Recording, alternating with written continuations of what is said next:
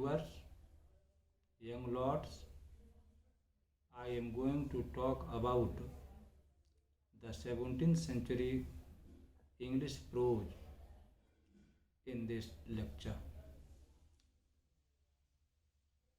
Prose has been a medium of expression of all the things, be it drama, novel, short story, biography, autobiography, criticism, essays. In all these forms, prose is the medium. Prose has been the favorite medium of expression from the 17th century. The 17th century had James VI of Scotland, the King of England. He encouraged prose writing during the 17th century. Then Charles I, King, had accession to the throne in 1603 after the death of Elizabeth I. During this period, England witnessed a civil war between Parliament and royalty. It was a war between urbans, Puritans on the one side, and Parliament. They supported Parliament. The urbans and the Puritans supported Parliament, while the others were in favor of royalty. Civil war continued from 1649 to 1660. In 1660, monarchy was restored.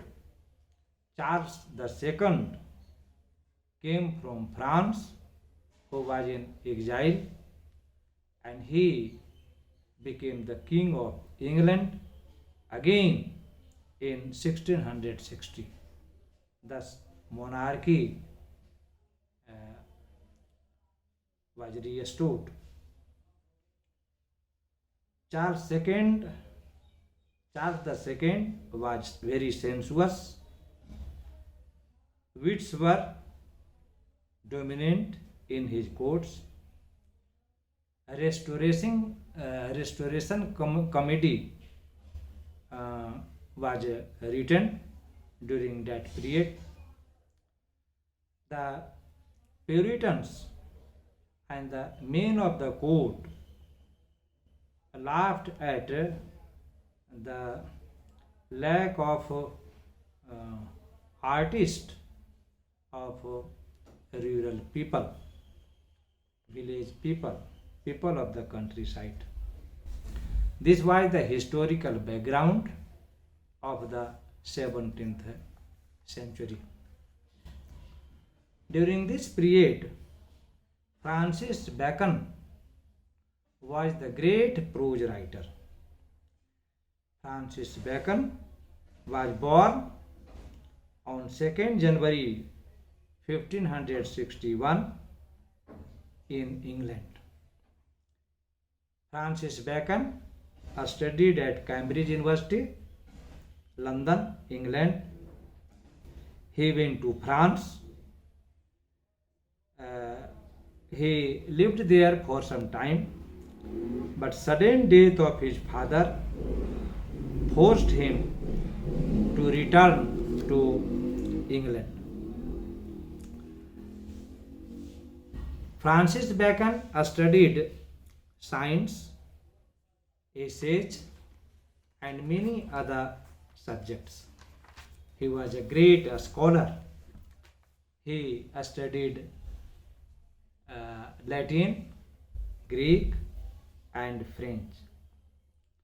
Francis Bacon wrote many books. Among them include his essays. Francis Bacon followed Montaigne, who was a great author. Francis Bacon perfected the essays that was written by Montaigne. Francis Bacon wrote many essays, literary, political, social, economic, medical,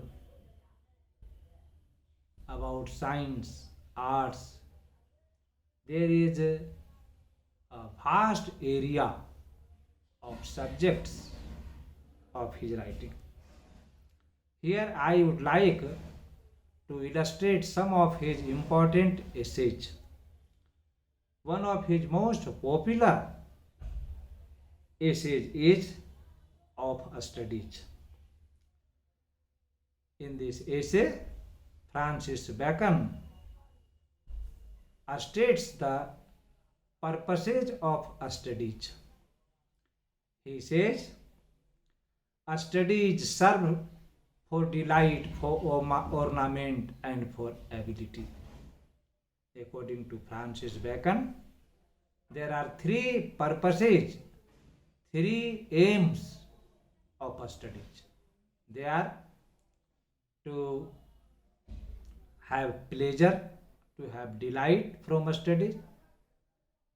Second, to have ornament, wealth, money. And third, to enhance ability, knowledge, and learning. These are the three important purposes of studies according to Francis Bacon. Bacon says that he talks about the kinds of books. He says that some books are to be chewed, some to be swallowed and digested, and some to be read and thrown away. So he talks about the kinds of books. Again, Francis Bacon puts a stress on the art of reading, speaking, and writing. He says that reading maketh a fool man, writing a perfect man, and conference a ready man. I would like to discuss his second important essay, that is Of Marriage and Single Life.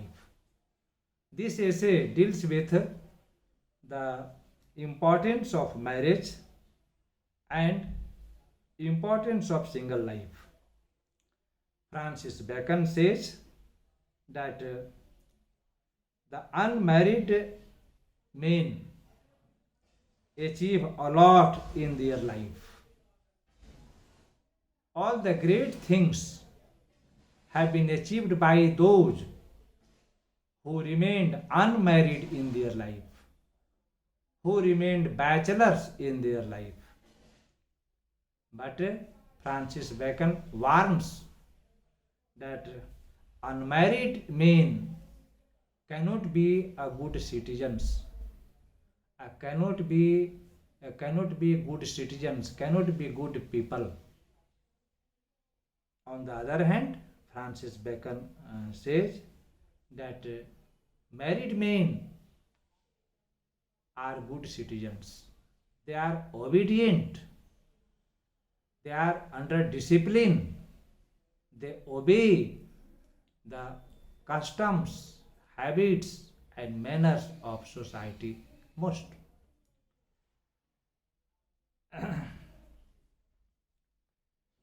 Then Francis Bacon uh, wrote of revenge. He says that revenge is not a good thing. Revenge comes out of anger and anguish. There is no place of revenge in civilized society.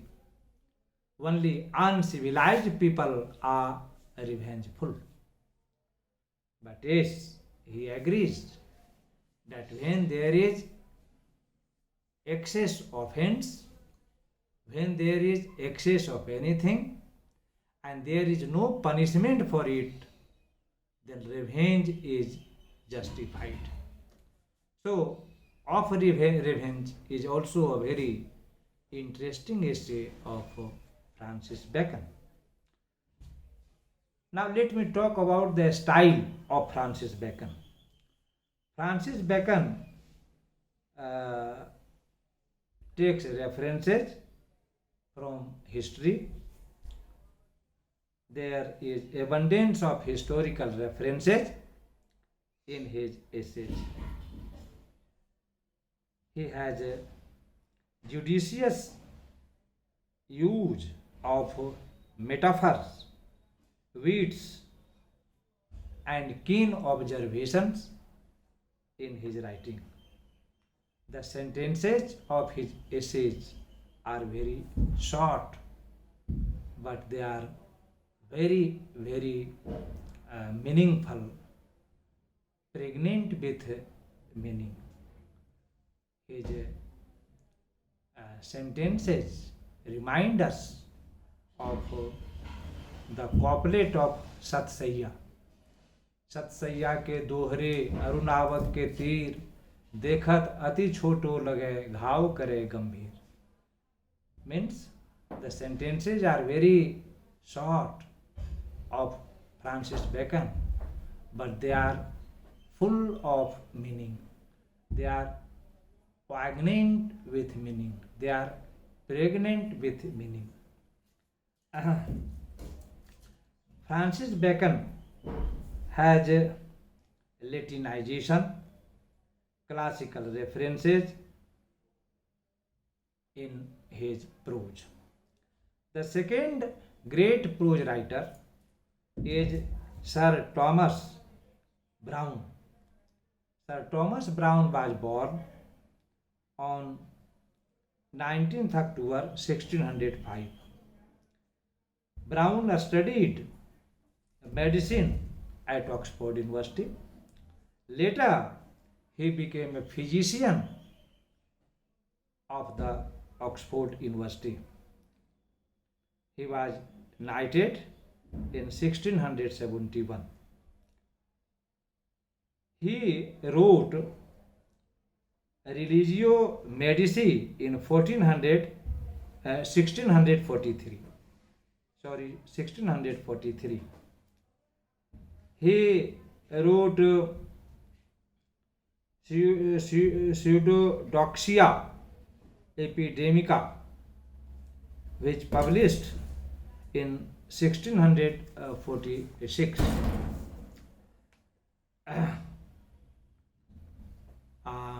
Thomas Browne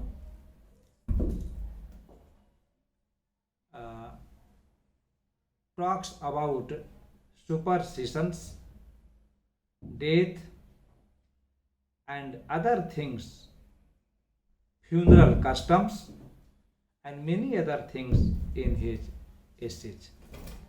He also talks about the cure of diseases. He deals with religion in his essays. The style of his essay is ornate. He makes use of diction and Latinized words like Francis Bacon. He was a scholastic man. There is obscurity in his writing. His prose style is elegant, religious, religion and science are beautifully dealt with in his essay. Then we have John Donne. John Donne was born in 1572 in England. He was a Roman Catholic. He studied both Oxford and Cambridge. He studied law and theology. He wrote many prose pieces, prose works. He followed the pattern of Saint Augustine and Thomas Aquinas. He often quotes them in his sermons. He went to Italy and Spain and he lived there for some time. Later, he became a member of Parliament of England twice. He did doctorate in divinity. Later, he became Dean of St. Paul of London, England. He died on 25th December, on 25th March 1631. He wrote essays in divinity, prayers, unity of churches, sermons of John Donne are very famous. There is note of personal touches in his essays. So far as the style of his essay is concerned, his essay is historical in language, formidable writing. He is better than all the preachers of the time. Then John Milton wrote elegant prose. Milton was born on December in December 1608. Milton attended St. Paul's School. He joined Christ College, Cambridge later. He prepared for entering the church. John Milton wrote many significant essays. To conclude, 17th century period gave rise to elegant prose, historical prose, prose which is brimming with wits, satires, Latinized words, and so on. Thanks.